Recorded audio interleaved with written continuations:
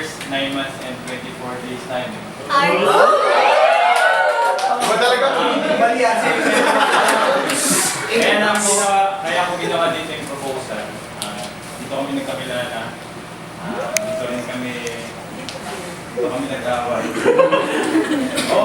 Dito kami nag-blockboard. Tapos ngayon, para na kami graduate. Tapos paalala ko na lang dun sa mga may gantong relationship dito. Bawal. Pero dahil nga, sabi ni Sir Joel, package D kasi usually yung nangyayari sa dalawang pagka merong relationship. Pero sana hindi maapektuhan yung pagkukural ninyo, pag-aaral ninyo lalong higit. Yun naman talaga yung focus natin kaya nandito tayo. Pwede nyo namang pagsabihin, pero mas maganda, huwag na lang muna.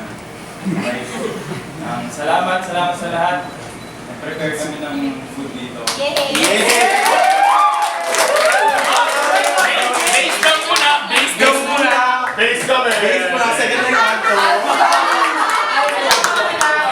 Base muna tapos ato.